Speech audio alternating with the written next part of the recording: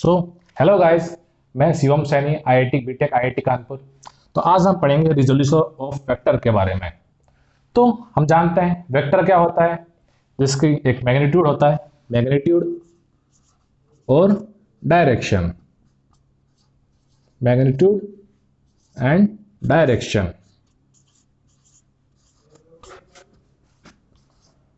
तो मैंने बताया था पिछले पिछले वीडियोस में। तो मान लेते हैं ये एक वेक्टर है, तो जो इसकी लेंथ होगी वो मैग्नीट्यूड है और ये है इसकी डायरेक्शन। अब मान लीजिए हमें इस डायरेक्शन में इसका कंपोनेंट निकालना है। ये एक डायरेक्शन है, ये वेक्टर है v1, और इस डायरेक्शन में हमें इसका कंपोनेंट निकालना है, कंपोनेंट। तो ये कंपोनेंट टेक्निक आगे बहुत काम आएगी। तो तो कुछ नहीं करना, ये वेक्टर है, इसके परपेंडिकुलर ड्रॉ करें इस डायरेक्शन में, ये जो डायरेक्शन वेक्टर है इस पे। तो इसकी लेंथ मान लेते हैं l, मैग्नीट्यूड होगा l। तो अब मान लेते हैं इन दोनों के बीच में एंगल है थीटा। ये एक वेक्टर हो गया, ये दूसरा वेक्टर हो गया, और इन दोनों के बीच में एंगल क्या होता है, थीटा, जो कि हमने प्रीवियस वीडियो में देखा था कि कैसे निकालते हैं थीटा। दो, ये टेल से टेल, ठीक है। तो ये थीटा एंगल है। तो अब बेसिक्स, ये 90 डिग्री एंगल है क्योंकि हमने परपेंडिकुलर ड्रॉ किया इधर, और हमें निकालना है ये लेंथ, ये मैग्नीट्यूड। तो हम जानते हैं कोस थीटा का फॉर्मूला क्या होता है, cos theta equal to length base upon hypotenuse. तो यहां बेस कितना है जो हमें फाइंड आउट करना है, ए, मान लेते हैं ए, ए, ए, ये हो गया बेस। अब दूसरा हाइपोटेनस, हाइपोटेनस क्या होता है, 90 डिग्री के सामने वाला एल। तो ये, तो ए की वैल्यू क्या हो गई, L cos theta, L cos theta. तो हमने, ये वेक्टर है v1, उसका इस डायरेक्शन में हमने कंपोनेंट निकाल लिया, इसकी लेंथ है l। तो हमें ये मैग्नीट्यूड पता करना था इस डायरेक्शन में क्या, इसका क्या मैग्नीट्यूड होगा। तो इस डायरेक्शन में इसका मैग्नीट्यूड होगा l कोस थीटा। तो ये निकल गया हमारा रिजोल्यूशन। तो रिजोल्यूशन का मतलब इस डायरेक्शन में इसका क्या कंपोनेंट है, ठीक है। अब बेसिक्स है एक्स वाई, हम जानते हैं एक्स वाई प्लेन। तो ये मान लेते हैं एक्स प्लेन और ये मान लेते हैं वाई प्लेन। ये कोई वेक्टर है, इसका मैग्नीट्यूड है एल। तो ये एंगल बना रहा है इसके साथ, एक्स एक्सिस के साथ थीटा और वाई एक्सिस के साथ अल्फा। तो हमने देखा हमें कंपोनेंट कैसे निकालते हैं, जो वेक्टर का मैग्नीट्यूड और उस डायरेक्शन में क्या एंगल है। तो एक्स एक्सिस के साथ ये v1 वेक्टर क्या एंगल बना रहा है, थीटा। तो इस डायरेक्शन में कंपोनेंट हो जाएगा, ये जो कंपोनेंट हो जाएगा इस डायरेक्शन में, ये हो जाएगा l कोस थीटा। और इस डायरेक्शन में इससे परपेंडिकुलर ड्रॉ करेंगे अपन, परपेंडिकुलर।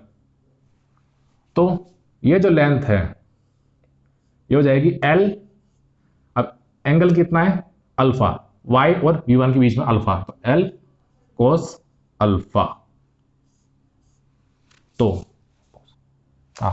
तो ये हो गया, कोई वेक्टर v1 है, उसका मैग्नीट्यूड l है, जो x एक्सिस के साथ थीटा एंगल बना रहा है। तो उस डायरेक्शन में उसका कंपोनेंट हो जाएगा l कोस थीटा, और y एक्सिस के साथ एंगल बना रहा है अल्फा, तो उस डायरेक्शन में इसका रिजोल्यूशन हो जाएगा l कोस अल्फा। ये तो हो गया 2D वेक्टर, 2D में, एक्स वाई में। अगर 3D हो, सिमिलरली अगर 3D हो, तो मान लेते हैं x एक्सिस के साथ कोई वेक्टर बना रहा है एंगल अल्फा, y एक्सिस के साथ कोई वेक्टर बना रहा है एंगल बीटा, और z एक्सिस के साथ बना रहा है गामा। तो मान लेते हैं कोई वेक्टर है v2, जिसका x एक्सिस के साथ एंगल है अल्फा, जिसका v2 और y एक्सिस के बीच में एंगल है बीटा, V2 और Z एक्सिस के बीच में एंगल है गामा। ठीक है, तो क्या करेंगे, कुछ नहीं करना, मैं पता है कंपोनेंट कैसे निकालते हैं। इसका मैग्नीट्यूड मान लेते हैं, मैग्नीट्यूड मान लेते हैं इसका S, S मैग्नीट्यूड है। तो एक्स एक्सिस के साथ देखिए एंगल क्या है, अल्फा, तो एक्स एक्सिस के अलोंग कंपोनेंट क्या हो जाएगा, S कोस अल्फा, ये x component.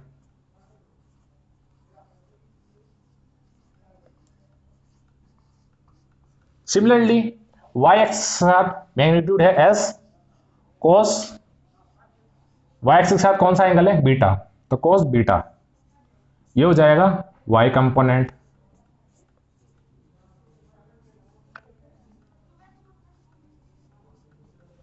Similarly z x के साथ एंगल है गामा, मैग्नीट्यूड है S और एंगल है गामा, तो क्या हो जाएगा S कोस गामा, ये हो जाएगा Z component.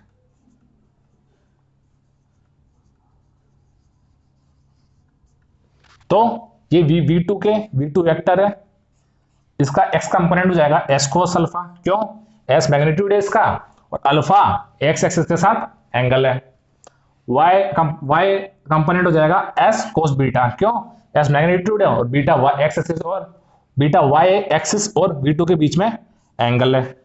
Similarly gamma Z component हो जाएगा, गामा जेड कंपोनेंट हो जाएगा S cos gamma V2 vector का, क्योंकि मैग्नीट्यूड है V2 का S और जेड एक्सिस के अलोंग इसका एंगल है गामा, तो ये हो जाएगा S cos alpha, S cos beta, S cos gamma.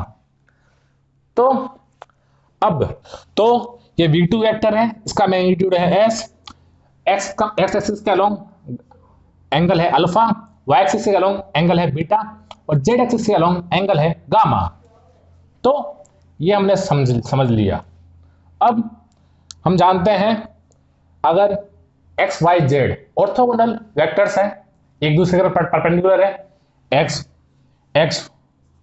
y के परपेंडिकुलर है, y z के परपेंडिकुलर है और x z के परपेंडिकुलर है, ये ऑर्थोगोनल है, एक दूसरे से 90 डिग्री एंगल बना रहे हैं। तो इस कंडीशन में जो इनका जो कंपोनेंट है, कंपोनेंट इसका कंपोनेंट है, एक्स कंपोनेंट क्या हो जाएगा, s cos alpha, y component s cos beta, z component s cos gamma. तो एक्स वाई जेड ऑर्थोगोनल है, एक दूसरे पर परपेंडिकुलर है, मतलब एक्स और वाई के बीच में एंगल है 90, वाई और जेड के बीच में एंगल है 90 और एक्स और जेड के बीच में एंगल है 90।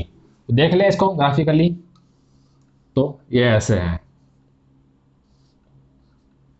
एक्स वाई जेड, एक्स और वाई के बीच में एंगल 90 है, जेड और वाई के बीच में एंगल 90 है और जेड और एक्स के बीच में एंगल 90 है। तो इस कंडीशन में क्या होता है, x जो इसका मैग्नीट्यूड है v2 वेक्टर, हमने लिया था v2 वेक्टर, इसका मैग्नीट्यूड क्या था s, तो s स्क्वायर वो हो जाता है x कंपोनेंट, जो भी x वेक्टर का जो x डायरेक्शन में जो कंपोनेंट है, तो x कंपोनेंट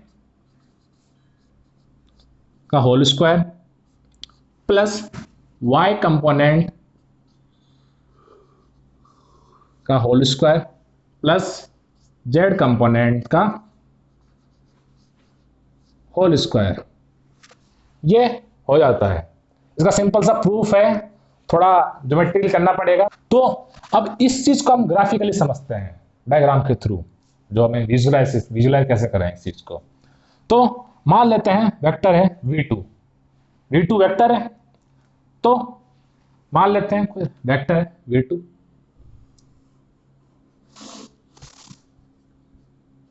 तो इसको 3D में समझे, 3D में समझ लीजिए, मतलब ये वाई जेड के प्लेन में नहीं है, ये एक्स वाई जेड के थोड़ा बीच में है, तो ऐसे समझ लीजिए। तो मान लेते हैं v2 जेड एक्सिस के साथ एंगल बना रहा है गामा और v2 एक्स एक्सिस के साथ एंगल बना रहा है, हमने क्या था, एक्स एक्सिस के साथ अल्फा, तो ये एंगल हो गया अल्फा, और वाई एक्सिस के साथ एंगल क्या बना रहा है, बीटा। तो वाई एक्सिस के साथ एंगल बीटा, तो ये मान लेते हैं एंगल वाई एक्सिस के साथ बीटा, ये ऐसे वाई एक्सिस के साथ एंगल है बीटा।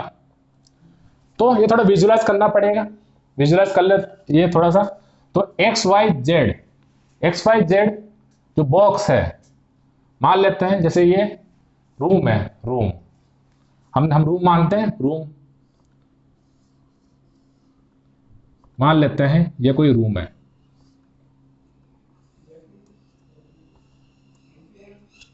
या आपको कोई घर होगा, कमरा होगा।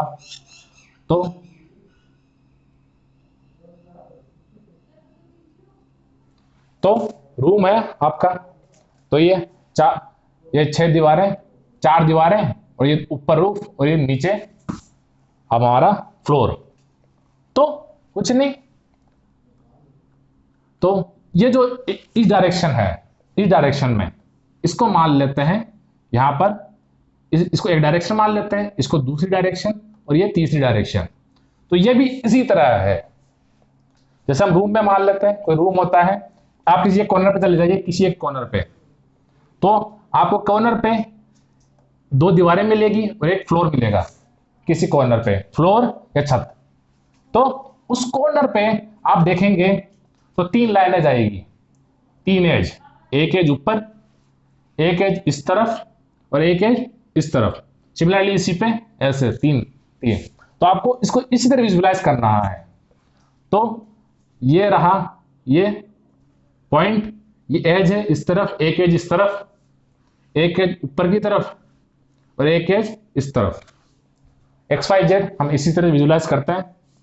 तो ये v2 वेक्टर है, ये एक्स एक्सिस एंगल है अल्फा, वाई एक्सिस बीटा, और जेड एक्सिस गामा। तो क्या करेंगे, v2 का हम परपेंडिकुलर ड्रॉ करेंगे एक्स वाई प्लेन के साथ। तो ये फ्लोर, जैसे फ्लोर है, फ्लोर उसके जैसे फ्लोर को मान लेते हैं, उसके ऊपर हम परपेंडिकुलर ड्रॉ कर रहे हैं। तो v2 का परपेंडिकुलर ड्रॉ किया एक्स वाई प्लेन पे, तो ये यहाँ मीट कर रहा है। तो अब कुछ नहीं करेंगे, ये जो पॉइंट है साइड ओरिजिन, वहां से जो जहाँ ये परपेंडिकुलर मीट कर रहे हैं, वहां एक लाइन ड्रॉ कर देंगे, और इस वेक्टर, ये भी एक वेक्टर हो गया, इस वेक्टर का मैग्नीट्यूड क्या होगा, तो v2, और मान लेते हैं इस वेक्टर के बीच में एंगल है a, एंगल मान लेते हैं a, तो इसका मैग्नीट्यूड हो जाएगा, हम जानते हैं क्या होता है मैग्नीट्यूड, कंपोनेंट इस डायरेक्शन में, इस डायरेक्शन में कंपोनेंट कैसे निकालेंगे, v2 वेक्टर का कंपोनेंट इस डायरेक्शन में निकालना है। तो v2 का मैग्नीट्यूड पता है s cos, एंगल क्या है a, s cos a। तो ये जो लेंथ है यहाँ से लेके यहाँ तक, ये हो गई s cos a, और डायरेक्शन इस तरफ, जहाँ पर ये परपेंडिकुलर मीट कर रहा है। अब ये जो वेक्टर है, ये वाला जो वेक्टर है, इसको मान लेते हैं कुछ, ये वेक्टर है। अब उसका कंपोनेंट देखते हैं x डायरेक्शन में, इसका कंपोनेंट x डायरेक्शन में। तो s मैग्नीट्यूड है, मैग्नीट्यूड मतलब यहाँ से ओरिजिन से लेके v2 वेक्टर, तो v2 वेक्टर की लेंथ, ये s, ठीक है, ये s cos a, v2 vector, और ये इस वाले वेक्टर के बीच में एंगल a है, s cos से। अब ये जो वेक्टर है, जो इस प्लेन में है, एक्स वाई प्लेन में है, जो हमने अभी जो किससे बना, ओरिजिन से, जो ओरिजिन से लेके v2 वेक्टर जहाँ परपेंडिकुलर मीट कर रहा है एक्स वाई प्लेन में, वहां तक करेंगे मीट। तो ये जो वेक्टर है, इसका एक डायरेक्शन में हम कंपोनेंट लेंगे। तो कुछ ही नहीं करना, वही है, सिंपल परपेंडिकुलर ड्रॉ करेंगे, ये जो वेक्टर है इसका परपेंडिकुलर एक्स डायरेक्शन पे, तो वही सिंपल है। इसका जो कंपोनेंट आएगा, जो वेक्टर s cos a, इसका जो कंपोनेंट आएगा इस पे x पे, वही होगा, वही s cos अल्फा के इक्वल होगा। तो ये जो लेंथ है, ये जो मैग्नीट्यूड है, वही s cos अल्फा आएगा, सिमिलरली ये जो वेक्टर है इसका y के ऊपर हम y के ऊपर परपेंडिकुलर ड्रॉ करेंगे। तो y क्या लोग हमें कंपोनेंट निकालना है, y डायरेक्शन क्या लोग। तो ये जो आएगी लेंथ मैग्नीट्यूड यहां से लेके यहां तक वो आएगा s cos बीटा, ये आएगा s cos बीटा। ठीक है। अब सिमिलरली V2 का परपेंडिकुलर ड्रॉ कर देंगे सिंपल z एक्सिस पे। तो ये हो जाएगा s cos गामा। तो समझ में आया। V2 का पहले xy प्लेन पे परपेंडिकुलर ड्रॉ करेंगे, तो जहां ये बीट कर रहा है वहां ओरिजिन से लेकर उस पॉइंट पे हम लाइन खींचेंगे, वो वेक्टर हो जाएगा।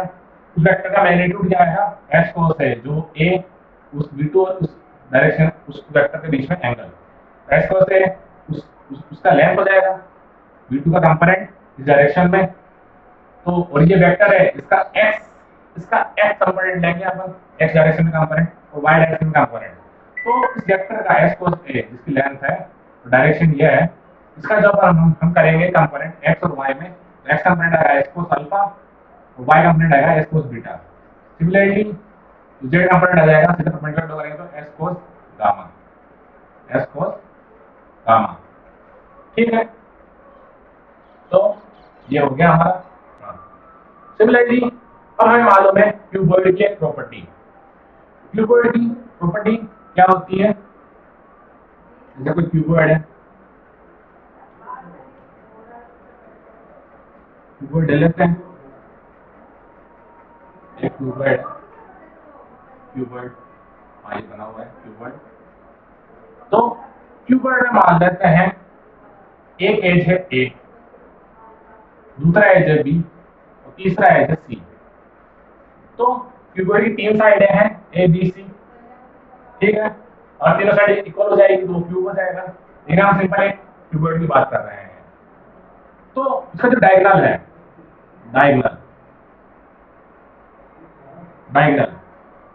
डायगोनल का होल स्क्वायर क्या होता है, क्यूब का डायगोनल का होल स्क्वायर, डायगोनल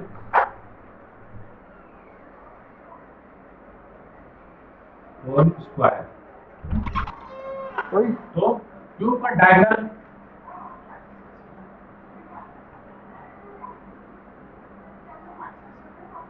का होल स्क्वायर होता है a square plus b square plus c square. यह हमें मालूम है। यहाँ भी ये क्यूबॉइड बन रहा है, ये क्यूबॉइड है, तो ये s डायरेक्शन, ये s डायगोनल है, तो a b c हो जाएंगे s cos gamma, s cos beta और s cos अल्फा। तो इस तरह से विजुलाइज कर सकते हैं। विजुलाइजेशन करेंगे इस वेक्टर का 3D में, तो डायगोनल एलिमेंट होगा डायगोनल, वो तो उसका वेक्टर v2 वेक्टर, ये इसकी लेंथ है s। जो साइड हो जाएगी साइड, वो s cos alpha, s cos beta, s cos gamma. तो सिंपल है, इतना हो गया।